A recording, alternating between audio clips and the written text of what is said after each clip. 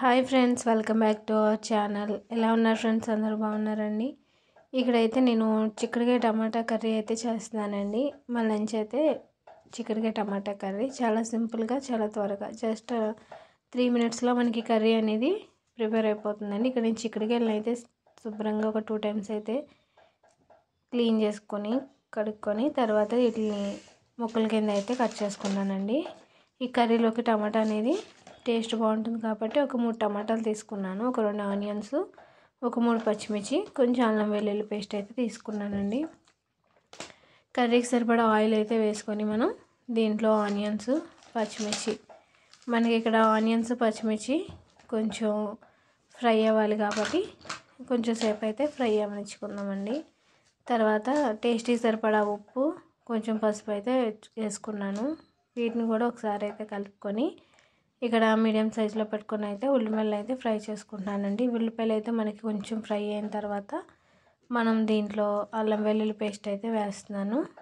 కొంచెం అల్లం వెల్లుల్లి పేస్ట్ అనేది పచ్చివాసన పోయేదాకా కూడా ఈ ఆయిల్లో అనేది మనకి కొద్దిసేపు అయితే ఫ్రై అవ్వాలండి. ఒకసారి అయితే కలుపుకొని మనం పచ్చివాసన పోయేదాకా అయితే ఫ్రై చేసుకుందాము. ఇక్కడ ఆనియన్స్ బాగా ఫ్రై అయింది, అల్లం వెల్లుల్లి పేస్ట్ కూడా మనకి పచ్చివాసన పోయేదాకా ఫ్రై చేసుకున్నాం కాబట్టి ఇక్కడ ఆల్రెడీ కట్ చేసుకున్న టమాటా ముక్కలను అయితే దీంట్లో వేసేసుకుంటున్నానండి. మనకి చిక్కుడుగా టమాటా కర్రీలోకి టమాటా చాలా బాగుంటుందండి. కొంచెం టమాటా ఎక్కువగా వేసుకుంటే చిక్కుడుగా టమాటా కర్రీ సూపర్ ఉంటుంది ఫ్రెండ్స్.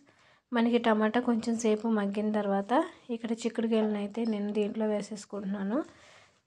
చిక్కుడుకాయలను అయితే మీరు కావాలితే బాయిల్ చేసి కూడా వేసుకోవచ్చు, లేదంటే మామూలుగా వండేసుకోవచ్చు. నేను ఇక్కడైతే చిక్కుడుకాయలని బాయిల్ చేయలేదండి, మామూలుగా డైరెక్ట్గా అయితే వేసేసాను. చిక్కుడుకాయ అనేది మనకు కొంచెం సేపు నూనెలో ఈ ఆయిల్లో ఫ్రై అయ్యేదాకా కూడా మనం దీంట్లో అయితే కొద్దిసేపు అయితే ఫ్రై అవ్వనివ్వాలండి. కర్రీకి సరిపడా ఉప్పు, పసుపు అయితే ముందు వేసేసాం కదా. ఇప్పుడు దీంట్లో నేను ఒక 2 స్పూన్ల కారం, ఒక 1/2 స్పూన్ ధనియా పొడి, ఒక 1/2 స్పూన్ జీలకర్ర పొడి అయితే వేసుకుంటున్నానండి. ఇక్కడ మసాలా అంతా కూడా బాగా కలిసేంత వరకు కూడా చిక్కుడుకాయలకి మొత్తం మసాలా బాగా కలిసేంత వరకు కూడా కలుపుకోవాలండి.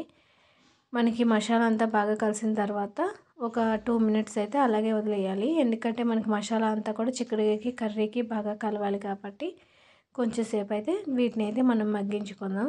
తర్వాత దీంట్లో నేను ఒక గ్లాస్ వాటర్ అయితే వేస్తున్నానండి. ఒక గ్లాస్ వాటర్ అయితే మనకి సరిపోతుంది. ఇక్కడ నేను కర్రీని సిమ్లీలో పెట్టుకుని అయితే ఉడికించుకుంటున్నానండి. ఇక్కడైతే మనకి కర్రీ అయితే ఉడుకుతుంది కాబట్టి మనం దీంట్లో ఫైనల్ కొంచెం కొత్తిమీర వేసుకోవచ్చు. కొత్తిమీర ఉంటే వేసుకోండి, లేకపోతే స్కిప్ చేసేయచ్చు. ఇక్కడ కొంచెం కొత్తిమీర వేసుకొని మనం కొంచెం సేపు అయితే ఎగరబెట్టుకుందాం. నేనైతే ఇక్కడ కర్రీ చాలా దగ్గరగా ఎగరబెట్టేస్తానండి. ఇలాగే టేస్ట్ అనేది చాలా బాగుంటుంది రైస్లోకి. చూసారండి, చిక్కుడుకాయ టమాటా చాలా బాగుంటుంది ఫ్రెండ్స్. చాలా సింపుల్గా మనకి చాలా త్వరగా అయిపోయే రెసిపీ ఇది.